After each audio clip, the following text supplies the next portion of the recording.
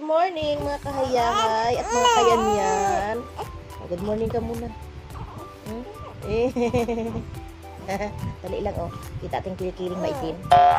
Ay, good morning. Bagong gising lang po kami. Yung diaper mo. Alik na. Tingin. Tahimik naman. Gusto talaga magpalit ng diaper. Punong-puno na ng ihi.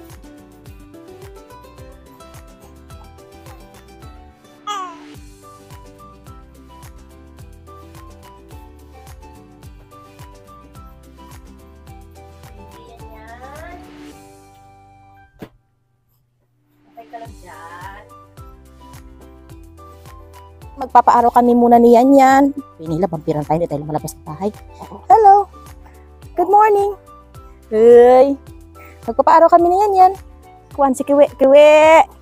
Ayun, dog mo. Si Kiwi. Oh. Kiwi! Hello, Kiwi! Ayun, si Kiwi. Hello, Kiwi! Hoy! Kiwi! Pag lumaki ka, kalaro mo na si Kiwi. Oh. Kiwi! Ayun. Dog! Ang dog namin na si Kiwi. Hoy! Ay! Kiwi! Hello! Yun na. Masaan na si Kiwi? Nung nagpapaaraw din si Kiwi. Ang nangyari dito sa yung Spider-Man, bakit ito ay kalahati na lang oh. Dapat ito ay buong mukha. Kalahati na lang Spider-Man mo oh. Kaya pala hindi mo pinapansin to kasi kalahati na lang yung spider ng kanyang mukha. Oh. Si Yan ngayon ay 2 months. At nakakaaninag na siya ng aming pagmumukha. Oh. At unti-unti niyang nare-realize na ang kanyang mama pala ay isang maganda. Kaya tuwing kinakausap ko siya, nakangiti siya sa akin, nakatawa. Sabi niya, maganda daw ang kanyang mama. Diba? Swerte mo sa mama mo, no? Maganda na, sexy pa. At ito mga kahayahay ay kape ng nagpapadede, mayroong malunggay. Ano siya, oh, ng decaffeinated coffee with malunggay. Intended talaga siya sa mga breastfeeding moms. Ito yung paboritong part ni Yan, ng aming baby. Yung magdidi time. Walang oras sa kanyang pagdidi. Akala ko baga 2 to 3 hours. Siya bawat iyak didi. Bawat ano gusto niya magdidi. Maaga pa lang kanina. Nawala na yung papa niya eh. Nandoon na naman yung papa mo yan sa kanyang paboritong lugar, ang kagubatan. Mahilig kasi kami kumain dito ng karning ibon, mga kahayahay. Kaya yung papa nila, maaga pa lang ayun. Naghahunting na ng ibon. Daladala niya yung kanyang airgun. Ang dami niyang development ngayong magto 2 months siya compare nung siya ay newborn at magwa 1 month. Hirap na hirap talaga ako noon, naalagaan siya. Laging puyat sa gabi, puyat din sa araw, tapos maligalig. Hindi katulad ngayon, medyo maganda na yung takbo, medyo normal na ang aking buhay. Medyo normal na rin ang aking tulog. Medyo maikli nga lang yung tulog niya ngayon mga kahayahay. Mas marami yung gising kaysa sa tulog. Parang nakikurious siya sa kanyang mundong ibabaw. Siguro dahil sa kanyang mga naaninag at nakikita ng mga bagay-bagay. Oh, tingnan yung mga kahayahay, oh. Yung buhok niya nandito sa gilid. Pero yung buhok niya dito, oh, sa bunbunan, nalagas. Kaya tingnan mo ang nipis. Kaya para siyang may airport. Pwede na to mag-model ng head and shoulders ay literal lang na head at shoulder, walang hair. Kain muna ako mga kahayahay habang tulog si baby Yan. Meron ako ditong, tingnan yung kanin ko mga kahayahay, oh. Ito yung tinatawag na lifetime rice. Kapag kinain mo tot na ubos, habang buhay ka na hindi maggutom. Sobrang dami, oh. Parang yung kinain ko, yung isang kaldero na namin sain kanina. Tapos meron ako ditong paborito ko, hipon na sinangag. At isa pang paborito ko, lahat ng pagkain sa mundo, paborito ko, ito, fried chicken. Saka meron pa dito, itong chicken feet. Ito mga kahayahay ay Adidas. Itong isa naman mga kahayahay ay Nike. Adidas, Nike. Tapos itong mga kahayahay ay Mirel. Ayan. 3 klaseng sapatos. Adidas, Nike, tapos ito ay Mirel. O diba? Sarap ng ulam ko ngayon. Puro brand ng sapatos. Kain ako kahit wala pa si Hanilabs mga kahayahay. Hanggang ngayon, di pa siya umuwi. Nandun pa yun sa kagubatan. Kasama ng kanyang mga ibon na lumilipad. At siya naman ay lumalangoy. Basta ako kakain. Oh, nandito. Siya naghahanap ng ibon. Ako, nandito na yung aking ibon. Ibong hindi lumilipad. Ito yung manok. Kasama ko yung kumain ng aking mga anak. Ang aking 3 kids. Tapos ang aking bunso na si Bibian yun ay tulog. Mainit-init pa. Ako bilang nanay, kailangan kong kumain ng mabilisan dahil hindi ko alam ang mangyayari sa susunod na 1 minuto. Baka gumising ng aking baby. Sarap. Simula nung nanganak ako, mga kahayahay, lagi na akong hinahabol ng kabayo. Ang dami kong mahabol sa akin. Kabayo. Hindi lang kabayo yung mahabol sa akin, pati yung pinagkautangan ko. Meron pang isang mahabol sa akin. Ang aking asawa. Lagi akong hinahabol. Magutom talaga sa umaga. Ito yung pinakamasarap kong kain. Umagahan. Magutom ang nagpapadede. Hipon. Mataba yung hipon ko. Naglalamis-lamis.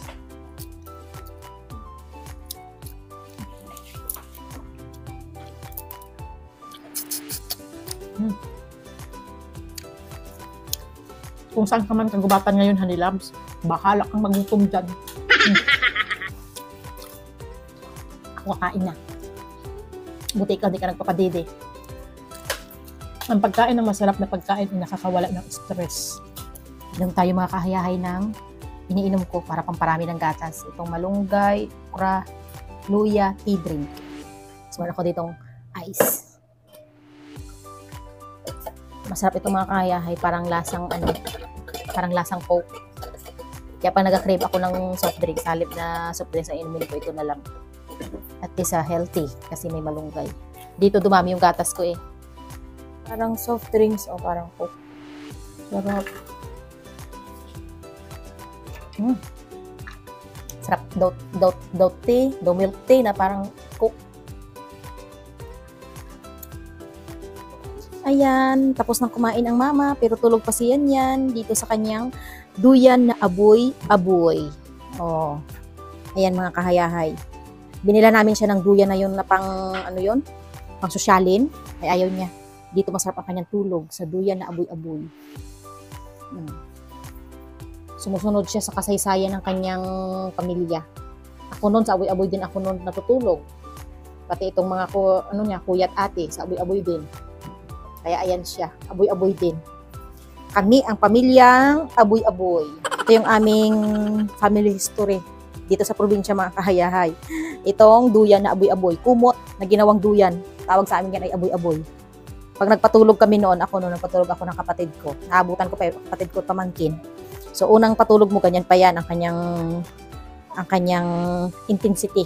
Intensity 1. Pag hindi pa matulog, yung baga-antok na antok ka na, gusto mo na maglaro, hindi pa matutulog, umaabot ng intensity 9. Alam mo yung duyan yan, umabot na doon, pag ganun. Ay, sigurado, tulog man din ang bata. Ay, hindi yung tulog yung bata dahil sa kantok. Tulog yung bata dahil nahimatay na pala. Lipong. Kaya lahat kami magkakapatid, puro kami aboy. Buhay din naman kami ay normal din naman ang aming pag-iisip at utak. Ano sa tingin niyo mga kahayahay? Maligo na po kami! Hello! Maligo na ang baby namin! Maligo na! Oy! Yan. Tapos na maligo si Yan. Mabihis na. Tara, bisa tayo. Hello, baby! Tapos na kaming maligo ng baby ko. Ay. Nakikita mo yung mga laruan mo? Kung nakikita niya yung plastic na nalipad-lipad, yung kanyang mga laruan, mga stuffed toys. Paggabi yan, meron pa yung Christmas light. Diyan siya nakatingin lagi.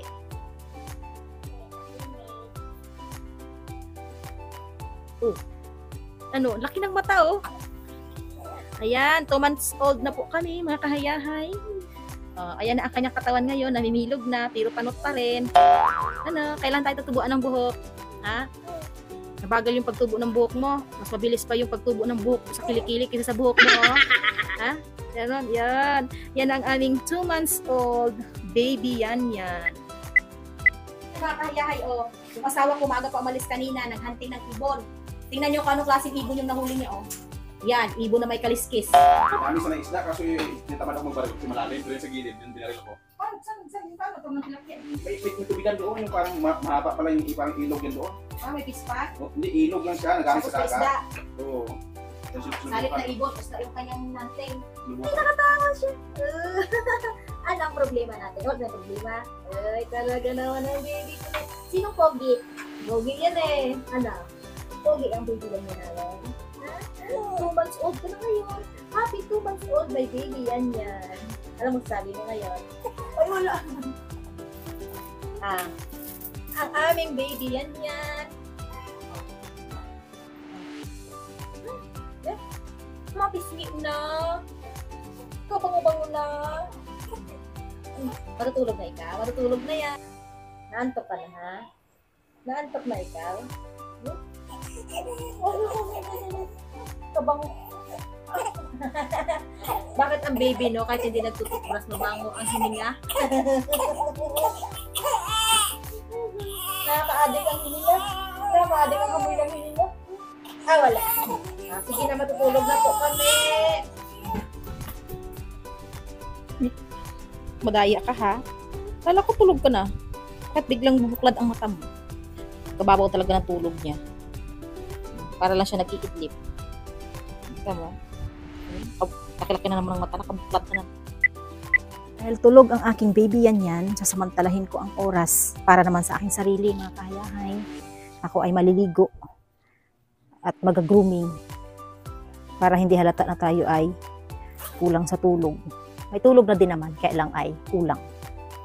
Pero at least paano, may tulog na. Hindi katulad ng mga nakarang buwan na mas marami pa yung gising ko kaysa sa tulog. Ngayon, mas marami yung tulog ko kaysa sa gising. Which is much better. Yan. Kaya habang tulog siya, yung sarili ko naman ang asikasuhin ko. Tapos pag may time, hindi yung mag-ainis ako sa bahay. Daming inisin sa bahay. Daming lilinisin na hindi kaya ng aking katawan. Hanggang tingin nga lang.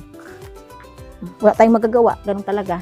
Hindi naman pwedeng persahin natin ating sarili at apektado ang ating baby. Kaya ngayon kasi ang aking center of gravity, ang aking baby yan.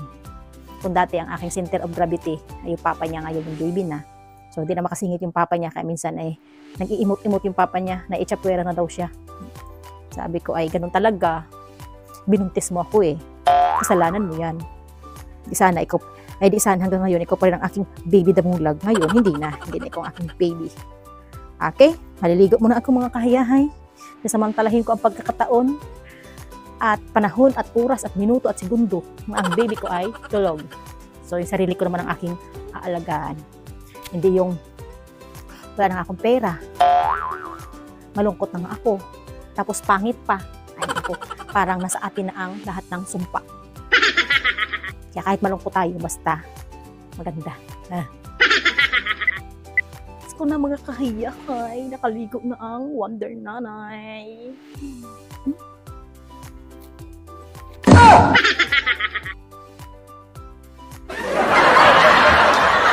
Ang ganda ng damit na ito mga kahiyahay.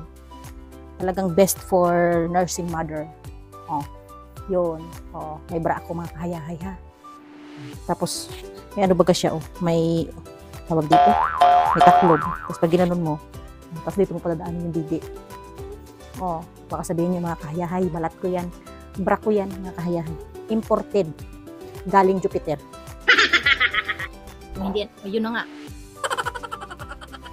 Kasasabi ko lang na magpupupo. Ayun na. Ayun.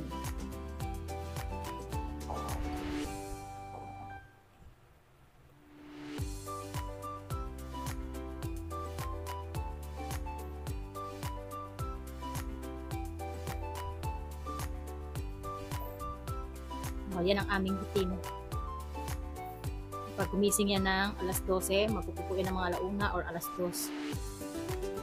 Tapos mamaya ulit yan matutulog mga alas 3. Tapos gigising alas 5. Kaya alas 4, isang oras na yung tulog na. Minsan 30 minutes lang nga.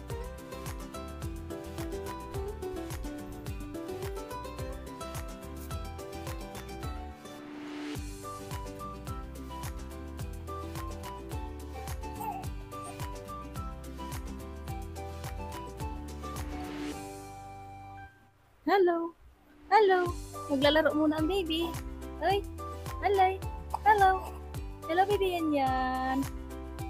Laki ng butos ng ilong. Uy. Hindi pa yan inaantok. Kailangan pa antokin mo talaga yan bago patulugin. Maglalaro muna yan. Sinisinok si baby yan yan. Sarap na ng pakiramdam mo dahil nakapupo ka na. Sarap na ang pakiramdam. Ay talaga naman. Opo nga. Ganyan yan masarap ang pakiramdam no kapag nakapupo ang baby namin. Sinisinok ang baby namin. Ikaw yung bata na paragising. Yung ibang bata palatulog, ikaw palagising. Mas mahaba yung gising mo kaysa sa tulog Lapad ng airport natin no. Yaman talaga natin baby yan no. Mayroon tayong airport pero wala tayong eroplano. Mayroon tayong piloto. Ayan ang piloto natin, tulog. Mami time muna si Nini, si ate niya Gilgil. Waka ng buti yan. Pinaghirapan namin ni Papa mo yan, ha? Pakain muna ang hayahay na mama. Diyan muna kayo sa kwarto. Malamig dito, doon ako sa labas. Yan. Pagluto mo ako ng aking pagkain at ako'y nagugutom. Gutom na ulit Tulog na ako pagising ko. Gutom ulit. Yun, ang kanyang ibon. Anong ibon to? Lado, tsaka kroko. Ito masarap lado. Yan. Masarap talaga ang nito, masarap ang lasa. Manok, ibon ako. Masarap ang lasa ng ibon. Tapos may free pang tilapia. Sambahan yung tilapia. Dami kasi kung pagbabarilin ko kasi hindi ko yung makuha kasi wala akong tansi na maganda dyan yung may tali. Yung malaki no? Pwede na siya paksiwin Masarap ito at kuwan. Masarap tilapia yan kasi sa dagat. Hindi tabang. Wow! Sino sa inyo mga kahayahay ang mahilig kumain ng ibon? O yung kumakain ng ibon?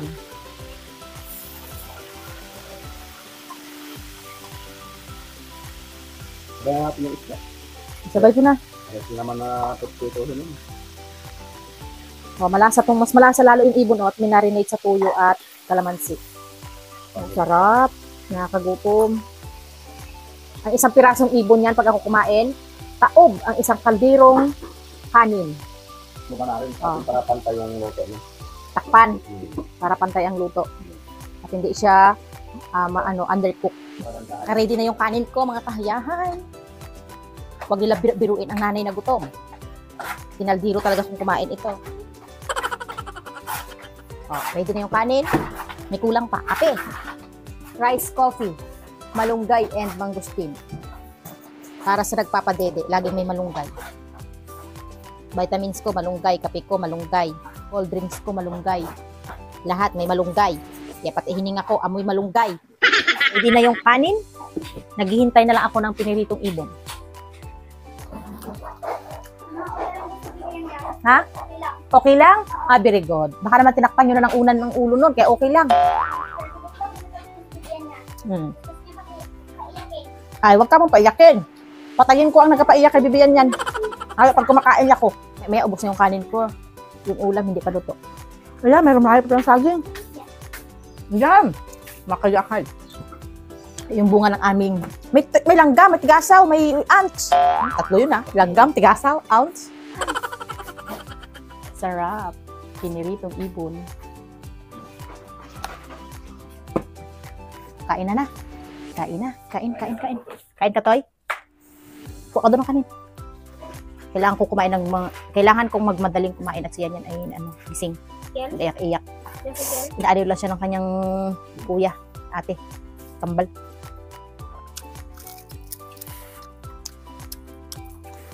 Hindi pa Mama. Sarap. Masang isda.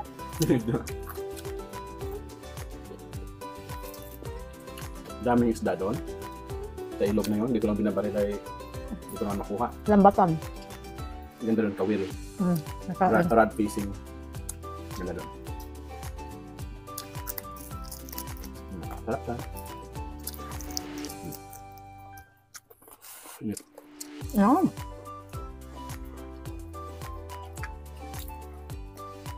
Hindi kasi siya puro na isdang tubig tabang. Ay! Wala pusa ka. So, bigyan natin mas malayo para lumas.